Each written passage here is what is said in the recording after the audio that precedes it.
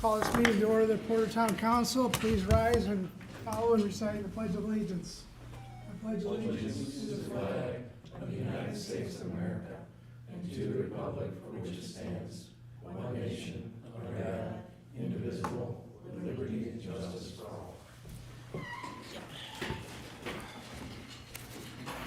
Can we have roll call, please? Kelly Karaman. Here. Bill Lopez. Here. James Burge. Here. Don Kraft. Here. Laura Madigan. Here. All present. We'll move on to approval of the minutes of the January 13th meeting. Motion to approve. We have a motion. Second. And we have a second. Are there any questions? Any questions about how the minutes were presented? They look good to everybody? Hearing no questions, all in favor of approval, signify by saying aye. Aye. Opposed? And it's approved. Consideration of claims and sewer adjustments. Look for a motion to approve the claims and sewer adjustments. I'll make that motion. I have a motion, do I have a second? Second. A motion, a second. Are there any questions regarding the claims and sewer adjustments? Hearing none, all in favor of approval, signify by saying aye. Aye. Opposed? Claims approved. Move on to petitions and comments from the floor. Is there anybody here who'd like to bring something forth to the council? Please step up. State your name and address for the record.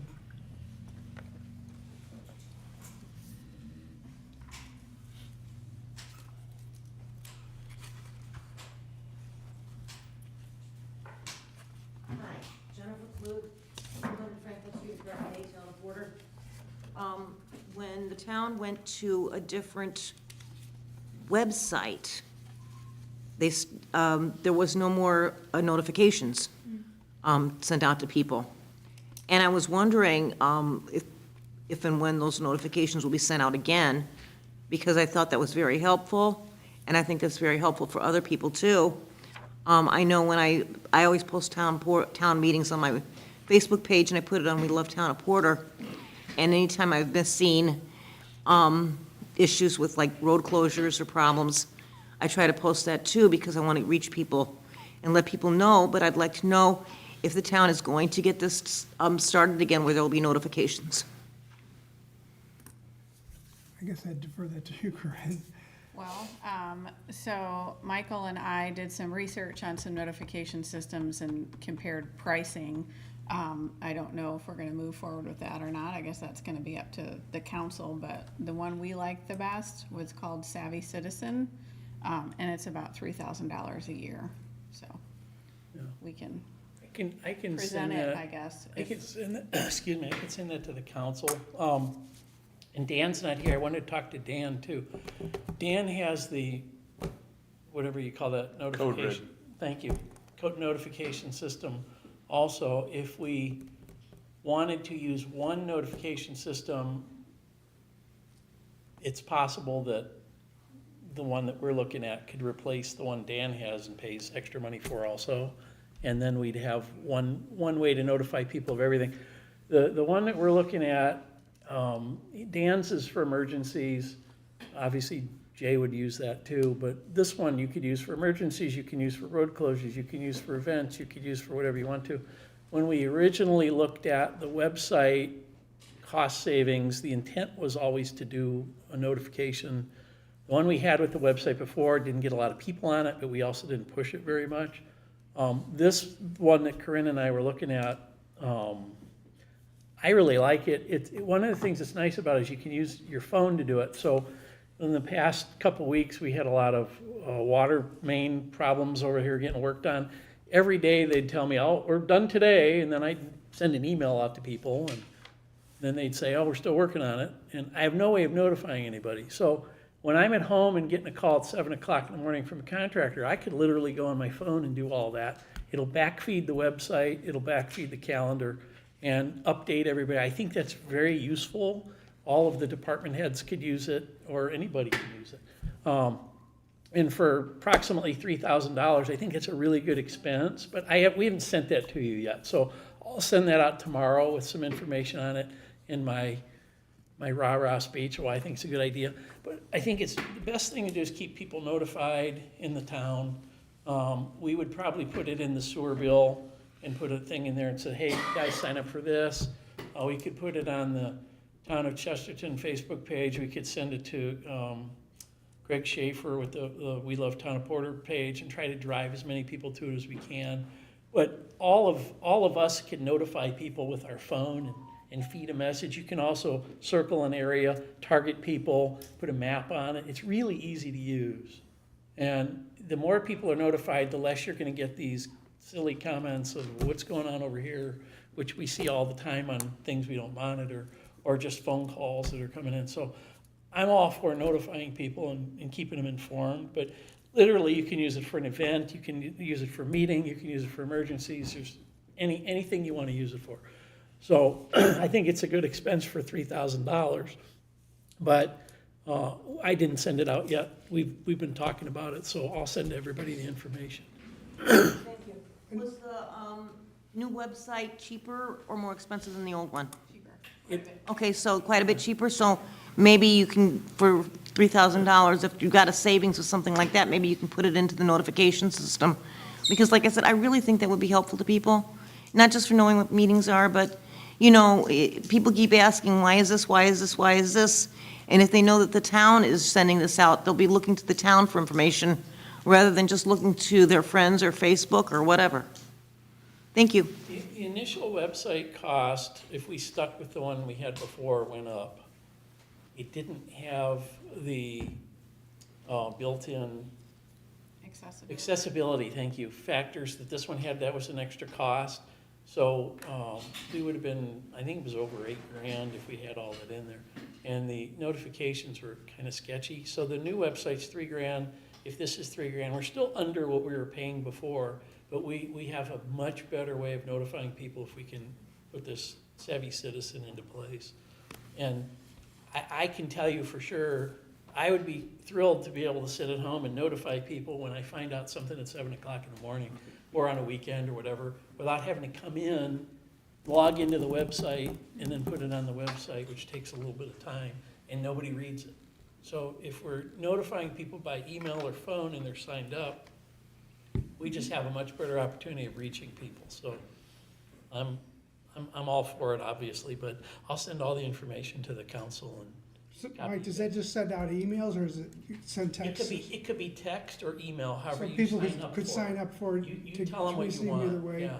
I don't think that one is text. I think it's a push Email? notification. So Oh, you it's a download push? the app, Okay. you can get a push Well, it's notification. still, you still have to sign up for it. Yes, or you can get an email. Yeah. Right, but people have to sign up for it through Yeah. the portal of the town. But if we notify people and we actually put out an attempt to get them to sign up, I think we'll have a much better result than them not knowing about it, so. Thank you. All right, thank you, Jennifer, that's a good point, I'm glad you brought it up to us. Is there any other comments from the floor? Hearing none, we'll close that portion of the meeting and move on to reports. Clerk Treasurer. First, yes. So first, just a notice for the residents, starting with the March utility bills. Residents will see a small increase in their trash and recycling charges. The new rate as of January 1st is $21.58 per month, or $43.16 on your bi-monthly bill. So it's increasing by 83 cents a month, or $1.66 for every 2 months. So again, that comes out with the March sewer bills. And then I just want to report our office has been really busy with year-end, 1099s, all that fun stuff we have to deal with. We're working on the annual report right now, which is due by the end of February. Once that's submitted, it will be available for viewing on the Indiana Gateway website. So, All right, thank you. Attorney. anything? No updates. No, perfect, thank you. Police Department. We don't know. Oh. He, Chief that's Dickey is at the Chiefs Conference, and asked me to see if we can make a formal decision, with a full-time dispatch hire if time, years of service, and vacation will transfer over with them when they decide to hire some Right, like we have with the lateral transfer transfers policy. for the police. I guess, how do we have that written now? Do we, So I don't recall off the top of my head how it was written in the past, but I know that in the past, we have offered a lateral hire, including time served and vacation accrued for dispatchers as well as officers, at least for the last dispatcher that we hired, if not the last couple that we've hired. It was first approved through the planning commission and then brought back to the council for an affirmation for that specific hire. Now, so my memory is that we did it for each time we hired a new dispatcher. Whether we want to draft something and approve it to make it an official policy forevermore, I think, is that the question that we're asking, or are we asking about it for this specific potential I would hire? like an answer for both. However, right now, it's the potential hire. Okay. And that was already brought before the police commission, the potential hire? Yes, And it The was last something, one. and it was something that the police commission already approved? a new hire, yes, for dispatch. I'm fine, I'm good with keeping it on an individual basis per, Okay. is my opinion on it. Then we review each case individually and then move forward whether to approve it or not based on the, the recommendation from the police commission along with the, what's involved with it from the clerk's point of view on how much time is accrued and how much vacation they're bringing with them. I agree with that. I agree. So moving forward, as they're going out for the hiring process and getting ready to accept applications for this hire, we're willing to, I guess it'd just be after, we'd have to, well, they're all considered, I would say, Dependent but we after still hire. need to approve it right, okay, okay? yep. One thought I had when I was reading Dan's note, of course, he's explaining bringing that experience from another department and the value of that for that position versus someone that's maybe doesn't have that experience where you have to then train them. Yep. Do we have any provisions for if someone's coming in from another department, if they've had experience with the particular software that we use, so that that experience is a direct transfer versus if it's a completely different software, would we be getting any more advantage than someone that just came off the street where you have to start all over to train them from anew? You know? Right, I mean, go ahead, Jimmy. Oh, I was just gonna say, from experience, yes.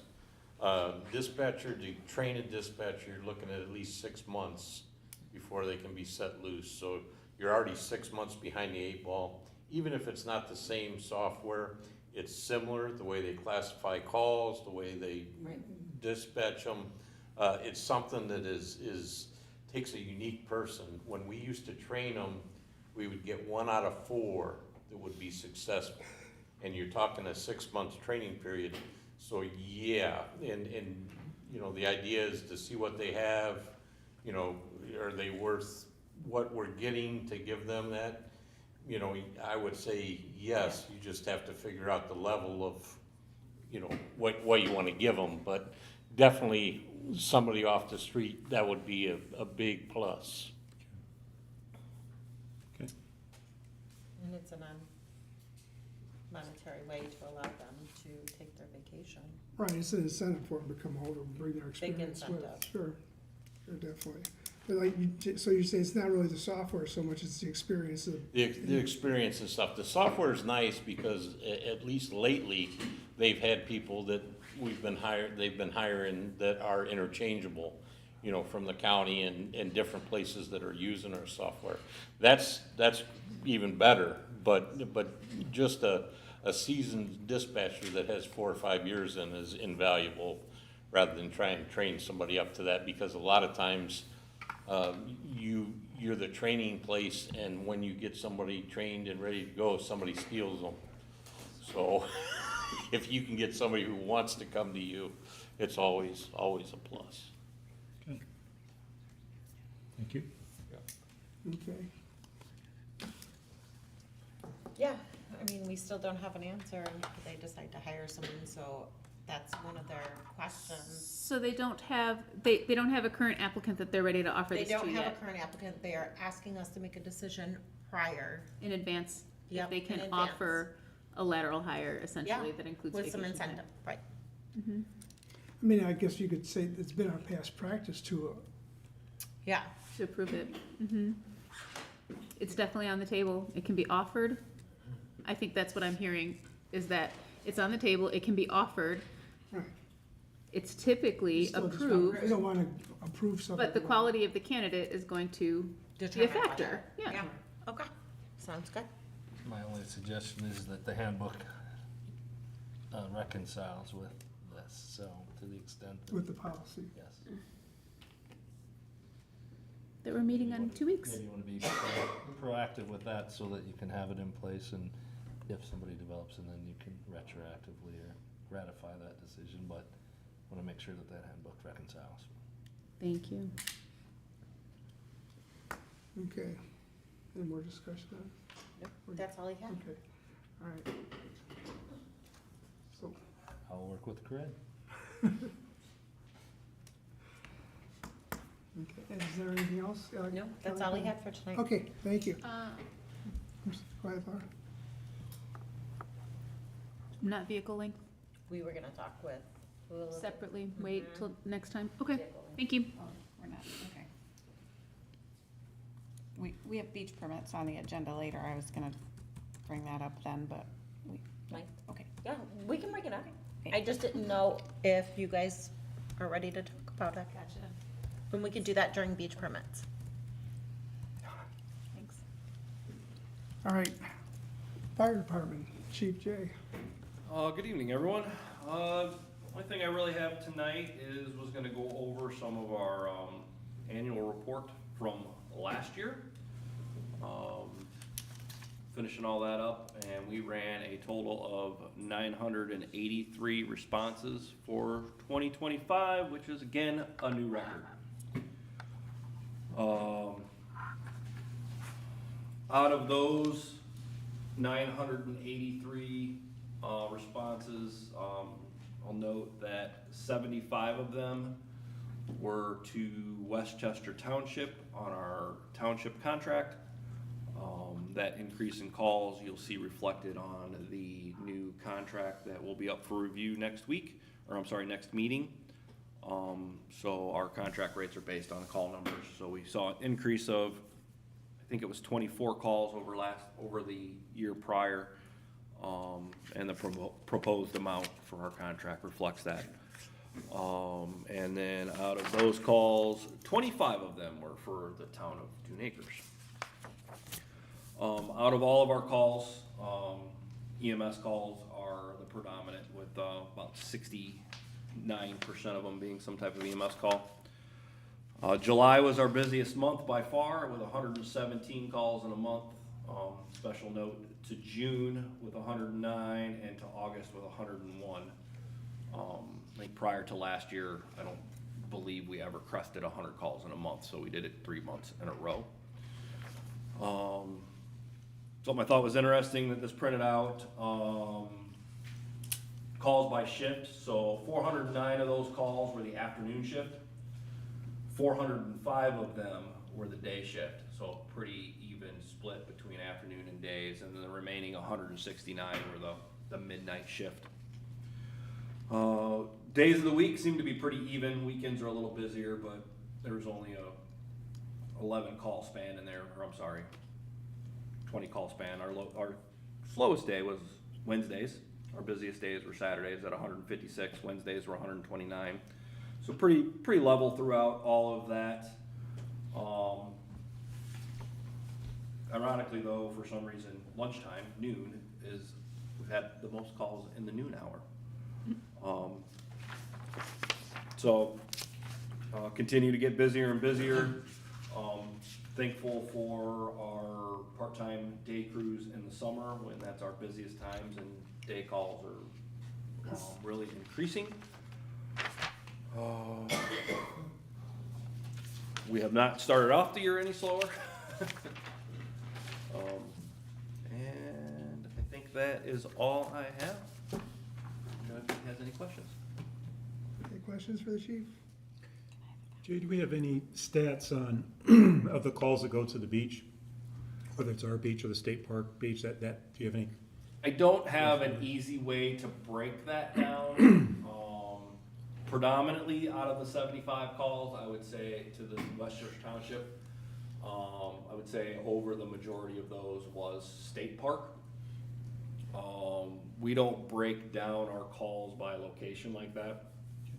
I could do like water calls and stuff like that and break it down, I think. Our new software is not real friendly at running reports, so I'm still learning that. So I don't know if I was trying to get you a breakdown of call types too, but I was not finding it. Still, like I said, still learning. There's very not user friendly when it comes to running analytical reports like this. Did I just? But I don't think outside of the state park or increase in Westchester Township, which I don't believe we saw the increase on so much the state park. I don't believe we had an overly busy year at Porter Beach this year. Our water rescues, I feel like, was down, and maybe I'm just getting used to the busyness that it doesn't seem as much. But we had no multiple day incidents, which usually almost every year we at least have one multiple day search. Some of that's attributed to changes in technology that we've been using and good responses with quick finds and stuff, but it doesn't feel like it was overly busy there this year. Okay.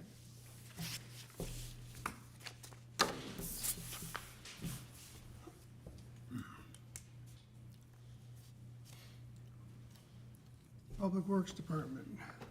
I just got a couple things. The first one is a report on our surplus property sealed bid sale. We had quite a few calls about them. We had 3 people come look at them, but we only received 1 bid for each vehicle. The good part was they were all substantially higher than the $500 minimum. All 3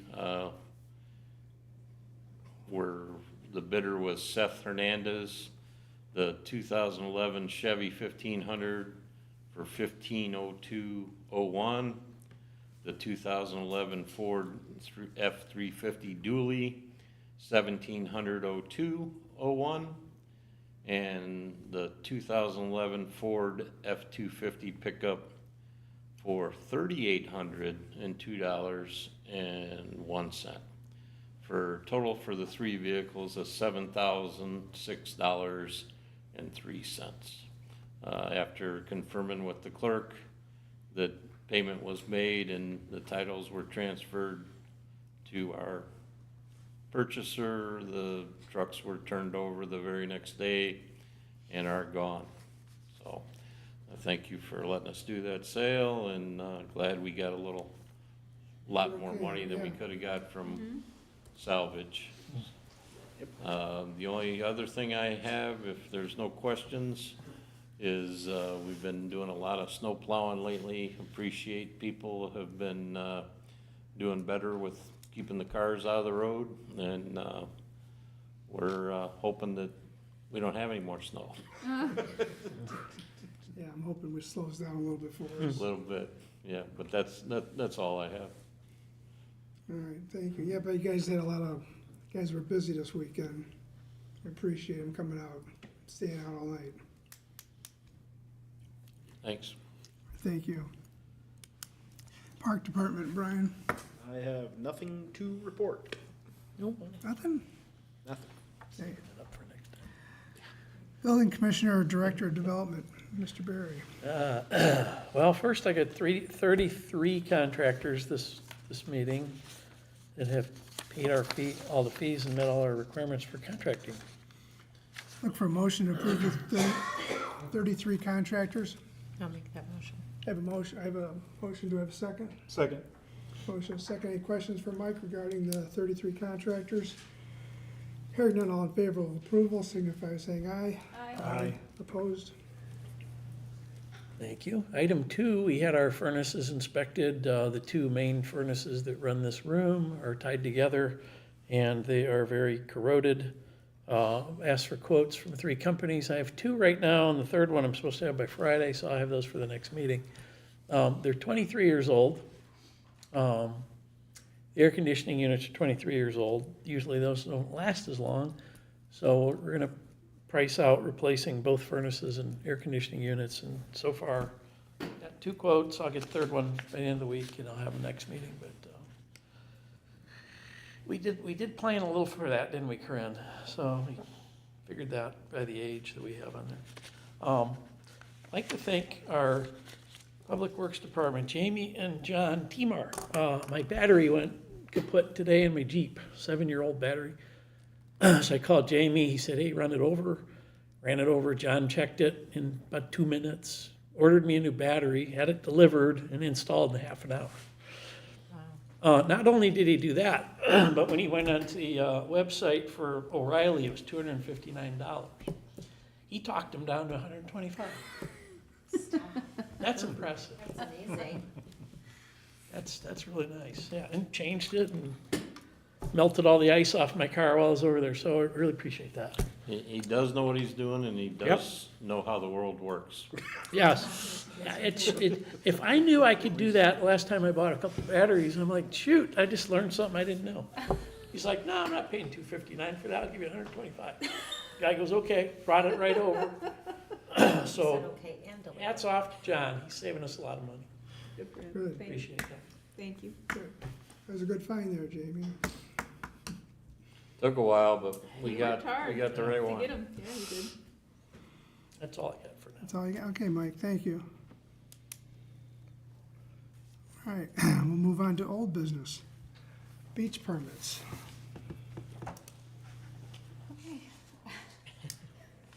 My turn, again. The date everybody's waiting for, permits will go on sale to Porter residents on Monday, March 16th. The first 2 weeks of the sale, permits will be available to Porter residents only. Permits will go on sale to Indiana and out-of-state residents 2 weeks after that, so Monday, March 31st. Applications for the permits will be received by mail only, same thing as we've done in the last several years, so there will be no in-person sales. Application forms will be posted to the beach permit page on our website, townofporter.in.gov. The application form must be printed from the site, filled out legibly, and mailed back with a copy of a valid driver's license and valid registration for each vehicle that the permit is for. I just want to run through this in case anybody's listening at home. The more information we give them up front, the less, or the smoother our process goes when these go on sale. And again, both the driver's license and registration address must match, and the registrations must show the current legal address within the town of Porter for the Porter resident rate and sale. If it doesn't match, you have to wait for the permits to go on sale to Indiana and out-of-state residents. Check or money order, no cash is accepted because it's being sent through the mail. Applicants will have the option of receiving the permit back by certified mail. That's going to cost an additional fee of $10, or the applicant can opt to pick up the permit once the application has been processed. Limit will be 2 per household, which is the same that's been in years past. So we'll have those forms ready. I'll have the website updated tomorrow. The forms will not be posted though until the permits actually go on sale, but all the information will be up there. I know there was some conversations about vehicle length for the parking lot, so if we want to talk about that later, we can, but I still need to get you a revised ordinance that reflects some different rules in terms of transferring the permit to a different vehicle within the same household if it hasn't been used, where the permit is going to be located on the windshield, and then possibly vehicle length. But that's all I have. Any other questions? Thank you. Welcome. And, okay, Next order of old business, we'll move on to ordinance number 2026-01, amending portions of the Chapter 14 Building and Building Regulations and Chapter 58 Street Sidewalks and Other Public Places of the Town of Porter Code. This is a second reading. We had a first reading at our meeting on January 13th. They kind of went over everything. We had discussion about it. I don't feel we have a need for any further discussion on it, so I'd ask for a motion to approve ordinance 2026-01. I'll make that motion. Have a motion, do I have a second? I'll second. Motion is second. Are there any other questions, though, before we move forward? Hearing none. Do you want to have a roll call vote on the ordinance? Sure. Jim Burge, Yes. Don Kraft, Aye. Laura Madigan, Yes. Kelly Kierman, Yes. Bill Lopez. Yes. Perfect. Ordinance 2026-01 has been approved. At this time, we're going to open up the meeting to a public hearing for an additional appropriation for the fire donation fund. If there's anybody here who'd like to speak either in favor or against, or just wants to be informed on it, please step up. I'll ask Corinne if you can just elaborate a little bit on the public hearing. Sure. So since the fire donation fund did not have any appropriations built in the budget this year, because it hasn't seen any money come through it in the last several years, we have to do an additional appropriation in order to spend the money that is currently in the fund, $7,120, and that was a donation that we received last year from the Chesterton Porter Rotary Club. So we're just appropriating the money that was donated. We're not actually spending any other additional Correct. town funds. Correct. Okay. And I see nobody stepping up, so we'll close the public hearing at 7:32. We'll move on to new business. Resolution number 2026-01 is an additional appropriation of the fireman donation fund in the amount of $7,120.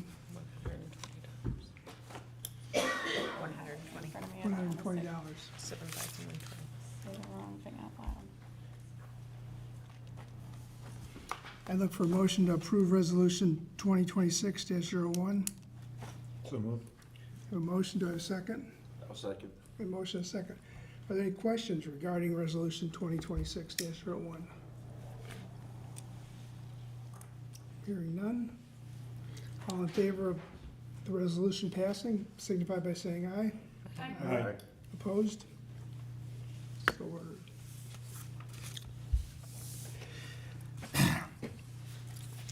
Next, we have ordinance number 2026-02, amending portions of Chapter 26 Environment of the Porter Town Code.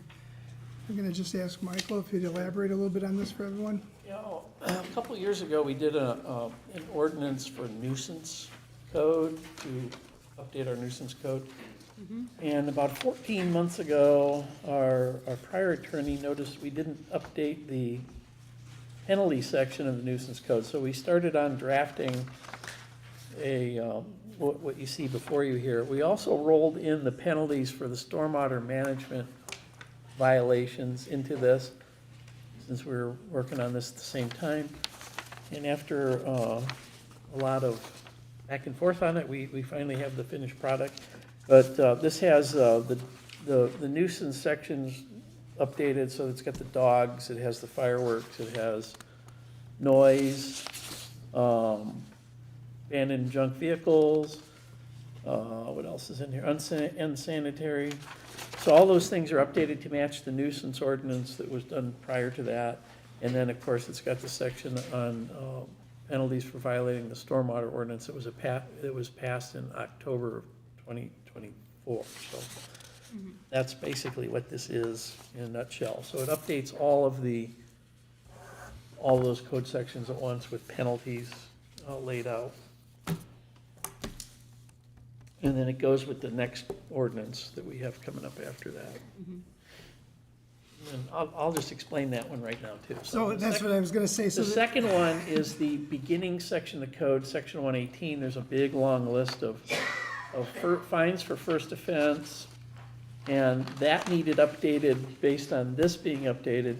And it also, section 119 refers to sections of the code that would go to the Porter administrative body, and that section was all updated. So this is basically all updated to match the other ordinance. And all the fines are updated as appropriate. Okay, so the ordinance 2026-02 lays out the nuisances in the code. Lays it all out, and then the second one has all And the. ordinance actual- 2026-03 has the fines and so on, how that'd be. So I'd look for a motion to have these put on the agenda for next meeting for a second reading and action on ordinance 2026-02 and ordinance 2026-03. A motion to set them both for second reading at our next meeting, Which will be February 10th. February 10th. A motion, a second. Any questions regarding the two ordinances? Hearing none, all in favor of approval, signify by saying aye. Aye. Opposed? All right, go ahead and set those for, thank you.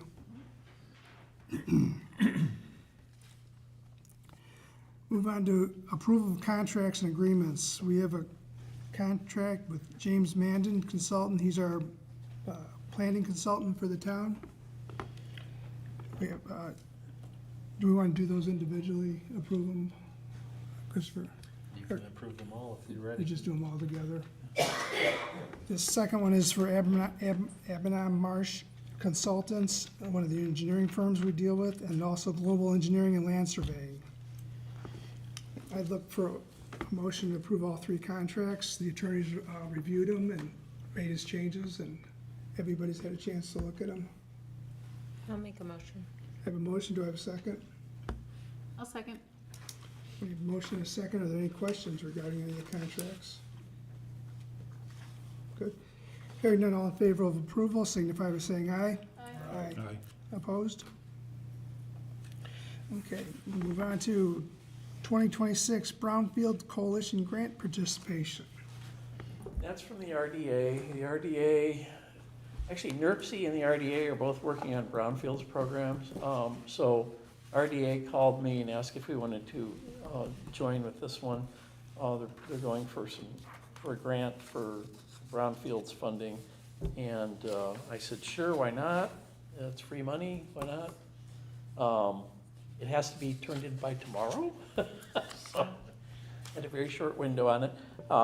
The property, of course, we're looking at is the Brickyard property, which is owned by the Redevelopment Commission. So the Redevelopment Commission approved this at the last meeting. And I asked to get this approved so we can send it off to Mr. Wellman over at RDA. And if Corinne saw my email, we actually have to email it. Like, did you see my email? We have to email it after the meeting. Okay. So if we can scan it, email it to Dave, then he'll have it in the morning. Sorry about that. And it's her birthday, so happy birthday. But, anyway, that's the explanation. It's for free money for grants. Do you know, Mike, anything on the grant? Is it I'm not really sure. They gave me, kind of a quickie rundown, but the EPA typically is the one that has the grants for these things. I looked them up a few weeks ago when Peter asked about it in the one of the RDC meetings, and there's a window when they're open every year, and so this is the opportunity to get in the window right now.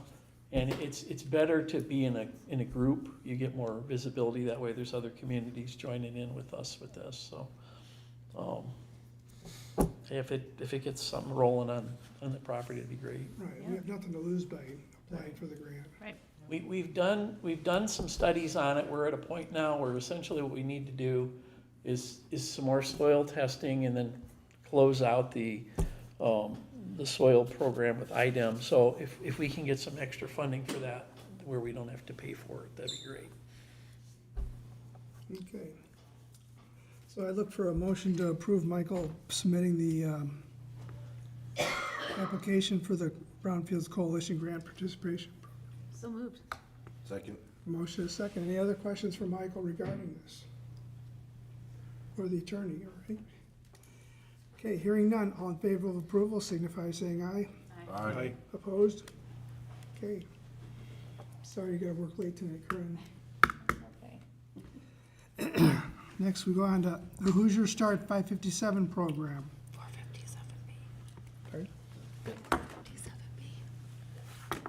457B. The 457B. Hoosier Start 457B program, which is, in essence, it's like a retirement fund that the employees are allowed to, if we adopt it, to participate in. It's a employee-only contribution. It could be the town also, but at this point, right now, it would strictly be an employee-only contribution. It's a Full-time employees. full-time employees. Well, no, part-time employees could, I don't think there's any reason, part-time employees could, Well, we can decide who, Later. you know, would be, right? From an administration standpoint, there's, you know, some things that we need to work out. I don't know how much participation we would get from full-time employees, and that might be difficult to manage contributions if they're not working, right? Like, we don't have part-time employees that are consistently working. Most of them, you know, work a shift here one month and then work another shift, and that would take some managing with our payroll software to check those deductions and work past them so we don't have errors. So I wouldn't recommend offering it to part-time employees, but we could. okay. I see what you're saying, like if they were seasonal or something, or, okay, because I was just thinking that if you had someone that was just part-time on a weekly basis, but I could see that it could create a problem for you that way. Right, they tend to work pretty sporadically. I know we did a survey with the employees in the town, and there seemed to be quite a bit of interest. I think when it comes down to it, though, I talked with Corinne, I think if we need to have a certain percentage or a certain number to make it worth her time to implement it. So, even though they said they were interested, if they don't sign up, then, and we only have a few people sign up, I don't think it would be in our interest to continue with it then, is my feeling on that. Corinne, do you have a rough minimum participation percentage amongst our full-timers, that, like a bar that we would need to clear? I guess I would wanna confer with Karen on that too, but not off the top of my head, no. What's the next thing you would like for the council to do to move forward with that? Well, I was able to talk to the representative today and get the documents that we would need to move forward, so I can send that to all of you to review. You know, there are some choices that we would have to make, whether it's full-time, part-time, if we're gonna offer both pre-tax or Roth deductions, which they strongly recommend that we offer both to the employees. And then we would have to adopt a resolution. It would all get sent, if we decide to move forward, it would all get sent to the state of Indiana. Comptroller's office reviews it, signs off on it, and then probably about 60 days after that to get it up and rolling. So I guess next steps, review the documents and decide if you want to move forward with adopting the plan. Sounds good. Okay, so you wanna just do that? We don't need a motion or anything on that, you're just gonna, I don't think so. okay? Look at it a little further and, Yeah, thank you for Getting it together. collecting all of that data and moving forward with it. Appreciate it. You're welcome. okay, that's the end of our new business. Council comments, I just had one thing, was we didn't completely fill the board for the Environmental Sustainability Commission. We did have some other people apply. I appreciate everyone that did take the time to apply. We selected Joanne Linsky and Kathy Brisik to also be on the environmental. Going forward to in the future, I guess we have to we want to amend the The ordinance establishing Isn't the the ordinance ESC specifically for our students. for the students? Members. So that their terms run along the school year line. Yeah. So, but we'll do that at another meeting. Again, happy birthday, Corinne. Happy birthday, Corinne. Thank you. Any other council comments? Anybody else like to bring? Thank you to Public Works for clearing all that snow. They did a really good job. Yeah. And thank you to our law enforcement officers for getting out there and helping people that were struggling. Unfortunately, we had a county officer that ran into some terrible luck over the weekend, helping a stranded vehicle, who was then hit by another vehicle that flew off the road. Please be careful. Where was that? 49 and, was it Route 6? Just south of 6 northbound in Liberty Township. I didn't hear Liberty about Township. It happened during the structure fire that was going on in Liberty, Jeez. so. You know. So, I heard that he's okay, but that's just terrifying. Please be careful. Thank you, everybody, for putting your lives on the line to help keep our roads clear and safe. Okay, anything else? Nope. Look for a motion to adjourn. So moved. So moved. Meeting adjourned. Thank you.